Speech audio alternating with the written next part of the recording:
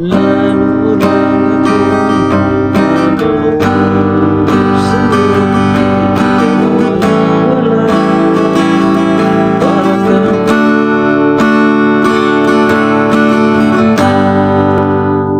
so yun mga kakrakan, nandito na naman tayo, may pag-aaralan naman tayo ng isang kanta, yung kanta ng Shackle na ang title niya ay Droga. So yun, dito muna tayo sa kanyang intro.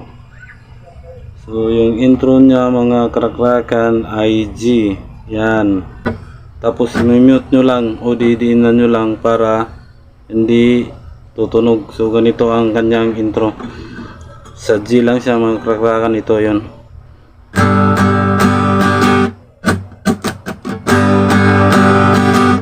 Ayun.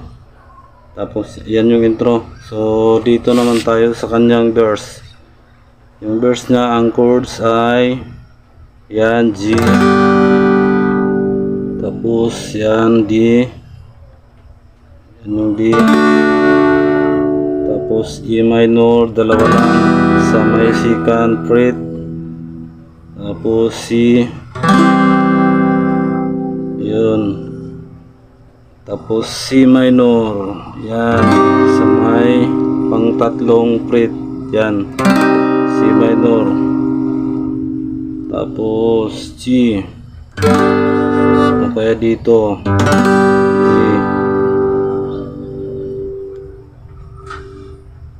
Tapos dalawa, A minor. Tapos D. Tapos G naman ulit, balik sa D, E minor,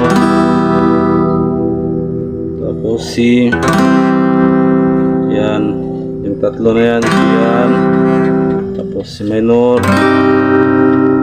G, A7, tapos yun D, yan yung last na chords ng verse nya.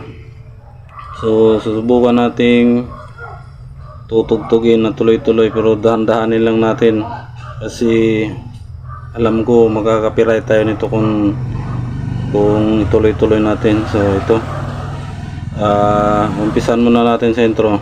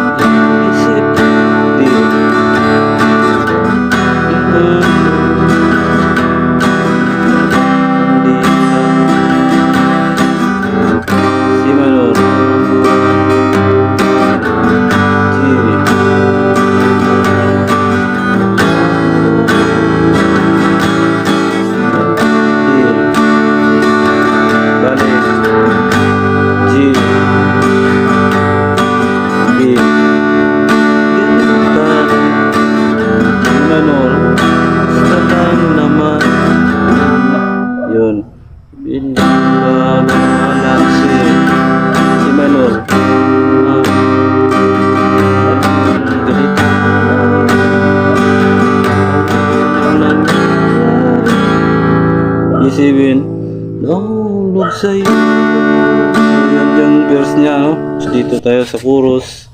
Chords ng chorus ay G, yan, tapos C, tapos B7, yan yung dalawa lang nito, yan yung B7, tapos E minor yung dalawa, C minor sa pangtatlong fret, yan, tapos G uli, balik sa E7, tapos yung last ay D. So yan, so, subukan nating kantahin, pero hindi lang natin ano yan. So ito, hinira ko na ang lahat, dandanin lang natin, mabatrip lang sa'yo, yun, gamit sa ubo, yan, pandikit sa sapatos, pagkain ng kabayo, yun, E minor, Lalo lang kung nalulung sa'yo, di ka mawala-wala. Para kang hindi na lang natin babanggitin dahil baka mag-copyright tayo, no? So yung last ID, so tutugtugin natin ng tuloy-tuloy mga krakrakan, ano? Pero hindi lang natin babanggitin yung kanyang lyrics, baka magka-copyright tayo. So ganito lang yun. Sa chorus tayo.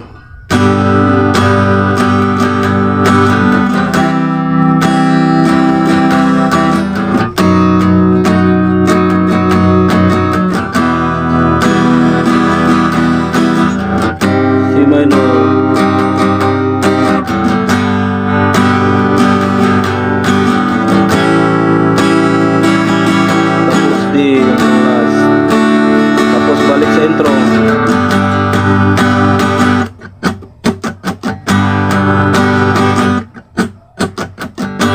So yun, ganun lang yun mga krakrakan, ano. Yung buong kanta niya mga krakrakan, ganun lang din yung tono, ganun lang din yung chords.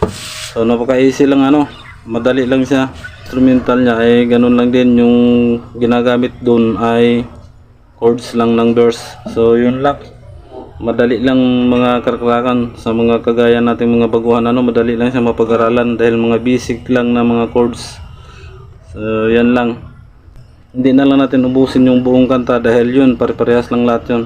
So yun lang mga krakrakan, maraming salamat at paki-subscribe naman sa aking YouTube channel, Mulas Vlog.